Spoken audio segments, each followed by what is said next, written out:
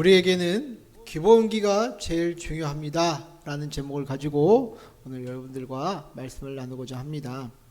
여러분들 축구선수 손흥민 선수 아시죠?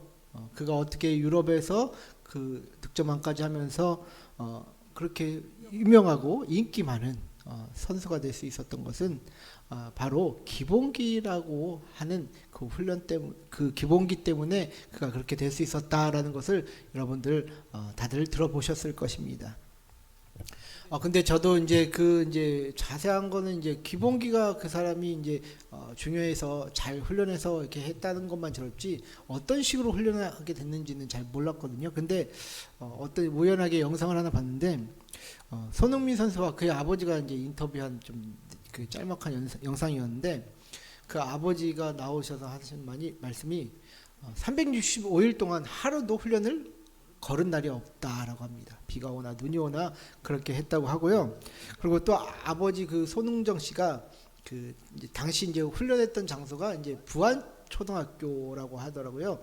거기가 옛날에는 다 모래바닥이었잖아요. 그래서 거기에 매년 소금 100포대씩 뿌렸다고 합니다. 그래서 소금을 왜 뿌릴까라고 저는 이렇게 생각했는데 또 설명을 해주더라고요. 겨울이 되면 그 소금기 때문에 눈이 또 빨리 녹기 때문에 이제 그걸 뿌리고 또 이제 여름에는 이게 이제 건조해져가지고 땅이 푸석푸석해진다고 합니다. 그래서 이제 넘어져도 이제 부상 위험이 좀 덜하다 해가지고 그렇게 또 아들을 위해서 그렇게 환경을 이렇게 딱 준비하는 것을 보면서 정말 저는 아버지가 환경 또 만들어주고 해서 참 대단하다라는 생각을 했거든요. 근데 뭐 이제 그 손흥민 선수가 가장 힘들었던 운동 중에 하나가 이제 이 리프팅이라고 하더라고요. 리프팅을 해가지고 이제 운동장 3바퀴 도는데 왼발로 한 바퀴 돌고 오른발로 한 바퀴 돌고 뭐 양발로 이제 해서 마지막 이렇게 바퀴 도는데 거기서 이제 실수하면 또 이제 처음부터 다시 이렇게 해서 그게 제일 힘들었다고 이제 하더라고요. 우리는 제자리에 앉아서 그 한두 번 튀기기도 어려운데 그 사람은 움직이면서 그렇게 했다고 합니다. 참 이런 이야기들을 들어보면 정말 이 기본기가 정말 중요하구나라는 생각을 하게 돼요. 우리는 축구 같은 기술 이제 스포츠 보면 막 오버헤드 킥하고 화려한 발재간으로 사람 제치고 이런 것에 열광을 하잖아요. 그런데 실제로 이제 운동을 해봐도 그런 어떤 이제 멋있는 퍼포먼스는 이제 잠깐 나올 뿐이거든요. 그래서 이 90분간 그 경기를 정말 잘할 수 있는 그 기본기가 정말 중요하다라는 것을 다시 한번 우리는 알 수 있다라는 것이죠. 우리가 예수를 믿고 또 그리스도인으로 살아가는 것도 저는 마찬가지다라고 생각합니다. 그리스도인은요, 예수님이 신앙의 근본이 되시고 또 그분을 따라 살아가는 이들이 바로 그 이름 자체에 그리스도인이라는 그 명칭 안에 들어가 있지 않습니까? 그래서 신앙의 기본인 예수 그리스도 중심의 믿음과 우리는 신앙생활을 계속해서 점검해야 한다라는 것이죠. 오늘 우리는 믿음의 기본인 예수 그리스도에 대해서 살펴볼 것입니다. 저는 예수님이 근본되지 않는 믿음과 또 신학은 솔직히 다 쓸모없는 것이다라고 생각을 합니다. 왜냐하면 오늘 성경에서도 예수님이 모든 것의 근원이 되시고 우리를 영원한 생명으로 이끄신다라고 말씀하고 있기 때문이죠. 자, 오늘 본문을 먼저 보시면요, 적그리스도를 따르는 사람들에 대해서 언급을 합니다. 2장 18절 말씀 한번 같이 보시면요, 아이들아 지금은 마지막 때라. 적그리스도가 오리라는 말을 너희가 들은 것과 같이 지금도 많은 적그리스도가 일어났으니 그러므로 우리가 마지막 때인 줄 아노라. 자, 여기를 보시면 적그리스도에 대한 언급이 있죠. 근데요, 우리가 적그리스도에 대해서 오해하는 것 중에 한 가지가 이 적그리스도는 그냥 마지막 때에 갑자기 나타나서 뭐 이 세상을 통치할 그 한 명의 어떤 통치자라고만 생각을 한다라는 것이죠. 근데 그거는 반만 맞다라는 것입니다. 오늘 본문에서도 보면요, 많은 적그리스도가 있다라고 하니 적그리스도는 한 명이 아님을 우리는 알 수 있다라는 것이죠. 그렇게 되면 우리 중 누구도 적그리스도가 될 수 있다라는 것입니다. 먼저 우리가 일반적으로 생각하는 그 마지막 때의 통치자 적그리스도는요, 주로 요한계시록에 등장을 합니다. 그래서 그가 이제 나타나면 이제 진짜 우리가 말하는 그 마지막 때, 종말의 때는요, 어떤 이제 중동에 정말 이제 핵전쟁 같은 그런 이제 엄청난 이제 전쟁이 일어납니다.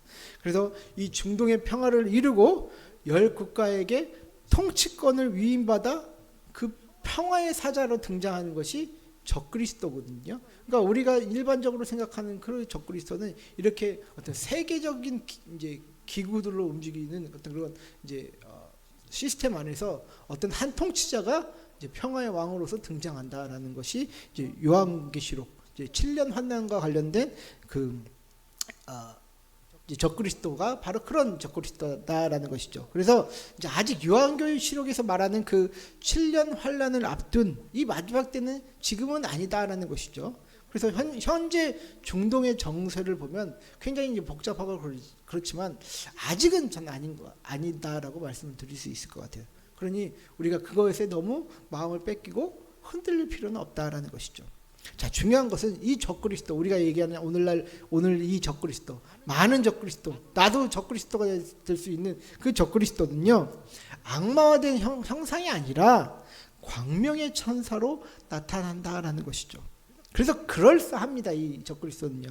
그래서 이러한 일에 동조하는 이들 모두가 적그리스도가 될 수 있다라는 것이죠. 그럴싸하니까 그 일에 동조하기 때문이죠. 그래서 안티크리스토스, 이 말 자체가 안티라는 이 뜻은 뭐 대적하다, 뭐 대신하다라는 이런 뜻을 갖고 있거든요. 그래서 그리스도를 대적하는 자, 그리스도를 대신하려는 자, 이들 모두가 적그리스도가 될 수 있다라는 말입니다. 그래서 요한이 활동했던 당시에는 이 유행했던 가르침이 있었는데요. 그때 이제 사회적으로 이제 보면 플라톤이 주장했던 이데아론이 있습니다. 자, 이데아론의 핵심은 뭐냐? 이제 실체가 있고 파편이 있다라고 생각을 하시면 돼요. 그래서 하늘에 어떤 진짜 실체가 있는데 그 파편이 인간도 되고 의자도 되고 이 모든 어떤 우리 땅에서 우리가 볼 수 있는 이 땅에서 볼 수 있는 모든 것들은 이 실체의 부속품이다라는 것이죠. 그 인간들도 그럴 수 있다라는 것이죠. 그래서 이런 어떤 이제 가르침, 이데아론의 어떤 그런 사상이 어떤 이제 그 철학이 이제 종교와 만나서 예수 그리스도는 육체로 오신 것이 아니다. 진짜는 하늘에 계시고 그 영이 이 땅에 오신 것이다. 이렇게 주장한다라는 것이죠. 그래서 성육신하신 것은 그냥 환영이다. 육체가 아니다라는 식의 이제 주장이 이제 펼쳐졌던 것이죠. 그래서 예수님이 육체로 오시지 않으면 문제가 되는 건 뭡니까, 여러분들? 무엇일 것 같아요? 한번 이제 자기 나름대로 생각을 해보세요. 오랜 신앙생활. 예수님이 육체로 오시지 않으면 문제가 되는 건 뭐냐? 죄를 용서받는 대속이 없다라는 것입니다. 자, 구약부터 생각을 해보시면 하나님은 그냥 우리를 뭐 구원하시고 뭐 자기 마음대로 이렇게 하시는 분이 아니라 구약 성경에서 보시면 죄를 위해서는 반드시 이제 피를 흘려, 우리 말고 다른 어떤 제물의 피를 흘려 그 희생을 필요로 한다라는 것이죠. 그래서 만약에 예수님이 육체로 오시지 않고 영으로만 오셨다면요, 모든 인류의 죄를 대속하시지 못한다라는 것이죠. 우리는 죄를 대속받지 못한다라는 것이죠.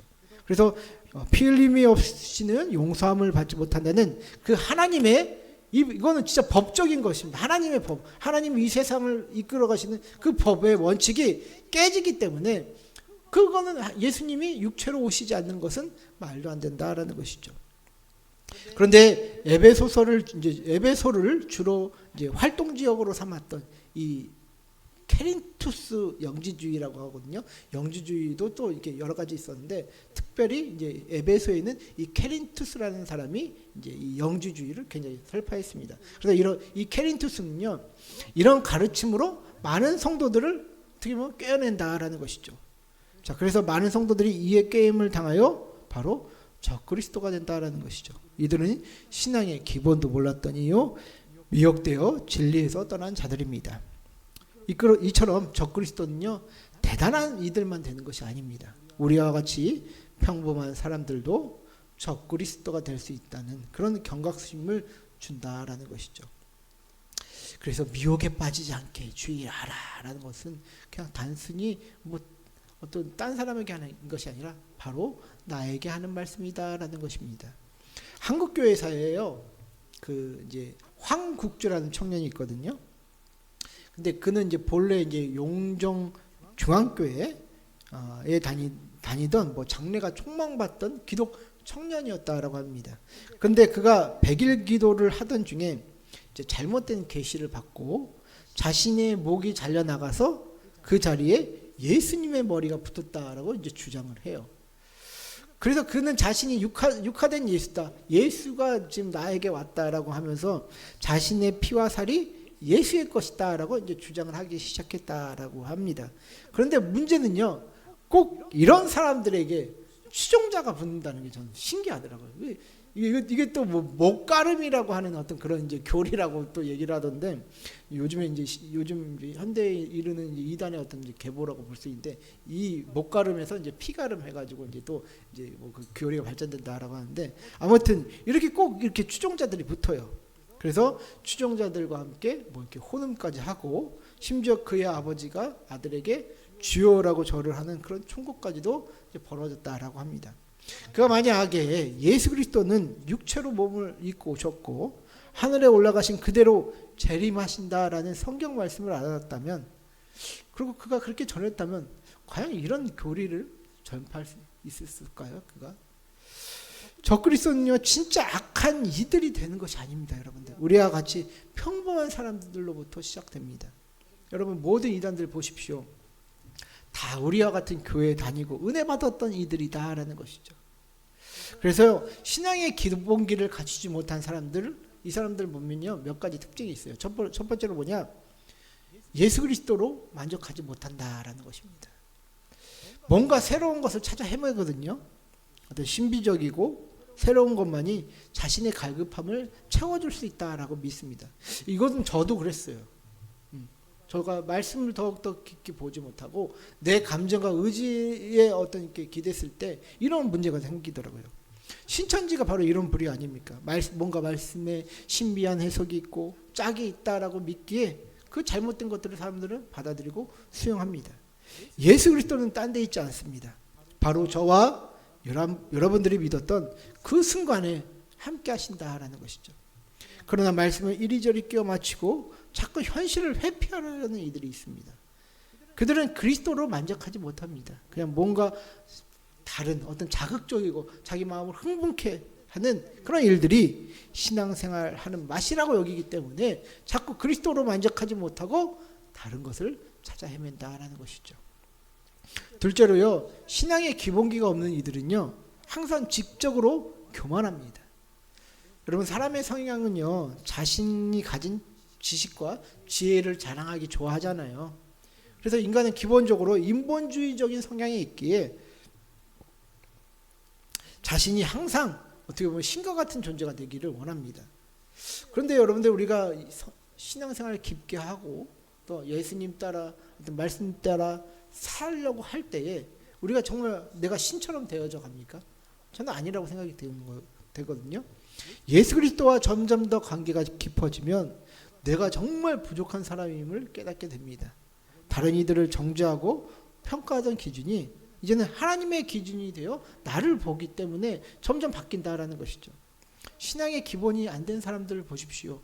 자신은 교회를 떠나 뭐 살고 싶은 대로 막 살면서 교회가 썩었으니 타락했으니 하고 앉아 있습니다. 자기 자신을 먼저 봐야 됩니다. 우리는 정말 예수 그리스도 안에서 기본기가 되어 있는 사람들은요, 자기 먼저 보게 되거든요. 그렇기 때문에 이 신앙의 기본기가 없는 이들은 항상 지적으로 교만하고 또 남을 정죄하기 쉽다라는 것이죠. 셋째로, 신앙의 기본기가 없는 이들은요, 사랑이 식어 있습니다. 요한 3서를 보시면요, 1장 9절과 10절을 보시면 이런 말씀이 있습니다.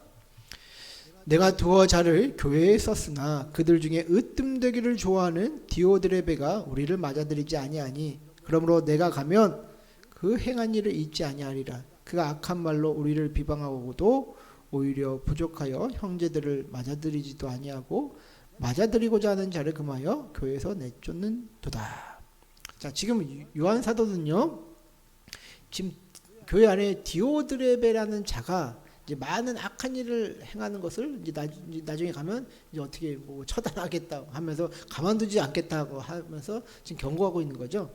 이 디오드레베라는 이는요, 악한 말로 이제 사도들을 비방하는 자였고, 또 이제 그때는 이제 순회 전도자들이 있었잖아요. 그들을 지금 맞아들이지도 않고 그 순회 전도자들을 맞아들이려고 하는 성도조차 교회에서 내쫓았다라고 좀 얘기를 하고 있어요. 과연 이 디오드레베가 무슨 생각으로 그렇게 했는지는 모르겠습니다. 뭐 돈이 아까웠는지 아니면 자기가 뭐를 생각하고 있었는지는 모르겠지만 이런 악한 일들을 하면서 지금 하나님을 대적하는 적그리스도의 어떤 그런 모습을 보여준다라는 것이죠. 이런 자들도 바로 교회 안에서 함께 신앙생활을 하던 자였다. 또 어떻게 보면 교회 안에서 지도자 역할을 한 자들이다라는 것을 우리는 성경에서 볼 수 있습니다. 그래서 여러분들, 신앙의 기본기가 없는 이들은 다 스스로 자기를 높이고 자기도 모르게 하나님을 대적하는 일을 하고 있다라는 것을 우리는 성경을 통해서 볼 수 있다라는 것이죠.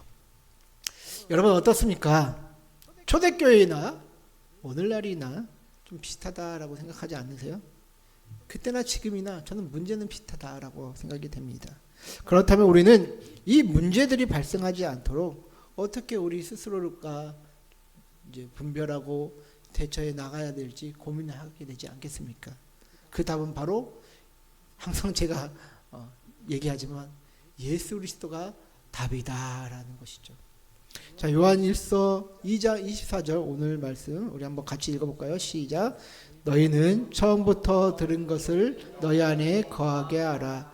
처음부터 들은 것이 너희 안에 거하면 너희가 아들과 아버지 안에 거하리라. 아멘. 요한 사도는 지금 분명히 이야기하죠. 뭐하라? 처음 들은 대로 거하라 라는 것입니다. 쉽게 말해 신앙의 기본기인 예수 그리스도에 대한 그 복음, 사람들이 뭐 예수는 뭐 영이다 아니다 이게 중요한 게 아니라 너희가 처음 들은 그 복음, 예수 그리스도에 대한 복음을 붙잡아라 지금 얘기하고 있는 것이죠. 자, 오늘 27절 말씀 한 번 더 보시면요, 우리 또 한번 같이 읽어볼까요? 우리 중요한 구절입니다. 시작. 너희는 주께 받은 바 기름 부음이 너희 안에 거하나니 아무도 너희를 가르칠 필요가 없고 오직 그의 기름 부음이 모든 것을 너희에게 가르치며 또 참되고 거짓이 없으니 너희를 가르치신 그대로 주 안에 거하라. 자, 이 오늘 지금 읽으신 이 본문은 어떻게 보면 가장 논쟁이 많은 이제 구절 중에 하나인데, 많은 사람들이 이 구절을 가지고 신앙생활을 할 때 뭐 아무것도 배울 필요가 없다, 성령이 다 가르쳐 주시지 않느냐, 기름 부음이 다 가르쳐 주지 않느냐, 이렇게 이야기를 합니다. 그래서 성령께서 말씀하시는 대로 말하는 것이 정답이다라고 얘기를 하는데, 그러나 만약 이 구절을 그렇게 받아들일 때 아주 큰 문제가 발생합니다. 무엇이냐? 예수와 또 성경 말씀 중심에서 해석하지 않고 자기 느낌에 따라 살아간다라는 것이죠. 여러분, 그러면 우리가 이 말씀을 어떻게 이해해야 되냐면요, 본문에서 주께 받은 바 기름 부음이 너희 안에 거한다라는 말씀은 우리가 예수님을 믿는 것 자체가 어떻게 보면 성령의 기름 부음이 임하는 사건이다라는 것으로 이해해야 합니다. 자, 고린도전서 12장 3절을 보시면, 그러므로 내가 너희에게 알리노니 하나님의 영으로 말하는 자는 누구든지 예수를 저주할 자라 하지 아니하고 또 성령으로 아니하고는 누구든지 예수를 주시라 할 수 없느니라. 분명히 말씀하고 있죠. 하나님의 영, 성령이 아니면 예수님을 믿을 수 있는 고백조차 할 수 없다라는 것입니다. 우리가 예수님을 믿는 것 자체가 성령의 역사요, 성령의 기름 부음이 임하셨다라는 것입니다. 또 예수 그리스도 자체가 기름 부음 받은 자 아닙니까? 그런데 우리가 말씀의 기준이 아닌 나의 느낌으로, 나의 도덕으로 살아간다라고 생각을 해보셔요. 나는 평소에 하나님이 기뻐하실 일도 많이 못했고 뭐 죄도 별로 없는 것 같은데 하나님한테 뭔가 좀 해야 하는 거 아니야? 라는 이런 생각의 도식이 나타난다라는 것이죠. 그래서 한국 교회가 이런 어떤 이제 예수 그리스도에 대한 어떤 중심이 아니라 어떤 자기 나름대로의 어떤 신앙에 빠졌을 때 어떤 문제가 일어났습니까? 그래서 뭐 열심히는 일을 하죠. 그러나 열매 없고 다툼만 일어나죠. 그래서 교회에서 뭐 헌금도 하고, 그래서 많이 하고, 뭐 사역자들 뭐 돈도 뭐 용돈도 또 찔러 넣어주고 막 이럽니다. 그런데 자기의 헛헛한 마음을 이런 식으로 이제 어떻게 보면 채운다라는 것이죠. 그래서 그에 나중에 교회 주인처럼 행세하는, 그래서 문제가 되는, 이게 오늘날 개신교의 문제가 아니겠습니까? 우리는 이런 식으로 진리를 배우지 않았습니다. 뭔가 헛헛한 것을 채우는 것이 아니라 예수님께서 우리를 사랑하셔서 이미 십자가에서 죽으시고 부활하심으로써 대속의 사역을 다 감당하셨습니다. 그 예수 믿는 자들에게는 성령을 주셔서 그 안에서 모든 거룩함을 이루는 성결의 과정을 걷게 하신다라는 것을 우리는 배우지 않았습니까? 그 시작과 끝이 바로 예수 그리스도다라는 것이죠. 이게 바로 성경이 가리키고 있는 성도가 믿었을 때, 또 성도가 믿은 후에 어떻게 보면 성도에게 가리키는 인생의 방향입니다. 뭔가 새로운 게 필요하지 않습니다. 우리는 내린 뿌리 위에 더 깊게 뿌리를 내리는 믿음과 분별이 필요하다라는 것이죠. 그래서 지금 요한 사도는요, 외부적으로 예수님은 육체가 아닌 영적인 환영이었다, 뭐 육은 필요 없고 영이 중요하다, 뭐 새로운 지식을 갖는 게 중요하다 하면서 교회를 어지럽게 하는 이들을 정죄합니다. 동시에 교회는 단순하고 명확한 진리를 어지럽히는 이들에게 맞서서 단호하고 분명한 믿음을 가질 것을 요구한다라는 것이죠. 저와 여러분들에게는 이미 예수 그리스도의 기름 부음이 있고, 또 그것을 통해서 모든 것을 분별해 낼 수 있는 하나님의 능력을 우리에게 주셨습니다. 우리는 그 토대 아래에서 열매 맺을 준비를 해야 한다라는 것이죠. 그래서 우리는 예수 중심의 신앙생활이 무엇인지 공부하고, 예수 중심의 삶이 무엇인지 그 의미를 찾고, 또 그 안에서 기도하며 그 안에서 더 풍성한 은혜를 체험해야 한다라는 것이죠. 그거에 저는 이 신앙생활의 어떤 기본기호, 기초 체력이며 우리 신앙의 기본이 된다라고 저는 주장하는 바입니다. 여러분들 그 기본기를 다시금 회복하셔야 한다라는 것이죠. 여러분 그 작가 한번 들어보셨습니까? 무라카미 하루키라는 작가 이름 들어보셨어요? 우리나라의 뭐 상실의 시대, 뭐 해변의 카프카인가, 뭐 그거 뭐 IQ 83가 뭐 1983가 뭐 하여튼 그런 이제 책들도 이제 많이 쓰신 이제 일본 작가죠. 그가 유명한 이유가 현대 문학의 흐름을 바꾼 거장이로 평가받기 때문에 굉장히 유명하다라고 합니다. 근데 그가 엄청난 그 소설들을 써내면서 빠지지 않는 일이 있다라고 합니다. 그것은 40년 동안, 지금 할아버지 다 됐더라고요. 그 작가분이 40년 동안 매일 10km 달리기를 했다라는 것이죠. 그는 이런 말을 했습니다. 현재 나의 문체는 달리기를 하면서 완성한 것 같습니다. 예를 들면 1000쪽이 넘는 소설을 1년 동안 꼬박 쓰고 완성한 다음 다시 1년에 걸쳐 10번씩 15번씩 엄청난 수정을 거듭합니다. 말이 10번이지 이렇게 여러 차례씩 고쳐 쓴다는 것은 정말 엄청난 체력이 필요해요. 중간쯤 되면 모든 것을 포기하고 싶어지기도 합니다. 머릿속이 하얗게 텅 비어버리는 것만 같아요. 그래도 여기서 내던져 버리면 그동안의 수고가 모두 수포가 되는 것이니 어떻게든 마무리를 짓죠. 체력과 인내심이 없었다면 오늘의 나는 없었을 것입니다. 자, 이 이야기를 들어보면 이 사람도 그 기본기, 특별히 꾸준히 글을 써 내려갈 수 있었던 그 체력을 갖고 있었기 때문에 그 모든 것을 할 수 있었다 얘기합니다. 우리의 신앙도 마찬가지입니다. 내가 중심이 되어 무엇을 하겠다고 나서면 쉽게 무너지기 쉽습니다. 교만을 쌓거나 분란을 일으키거나 교회를 어지럽게 합니다. 그러나 예수께서 내 안에 계셔서 그분의 인도함을 따르고 또 그분의 기름 부으심이 우리 안에서 역사하셔서 우리를 모든 것을 가르치시고 이끄시기 때문에 모든 어렵고 힘든 일도 해 나가게 됩니다. 그 누가 우리를 흔들어도 주저하지 않게 주저하지 않는다라는 것이죠. 그 이유는 모든 일의 근원이 되신 예수님께서 우리의 마음과 생각을 붙들어 주시기 때문입니다. 성도의 영적 체력은 예수님 안에 거하는 데서부터 시작합니다.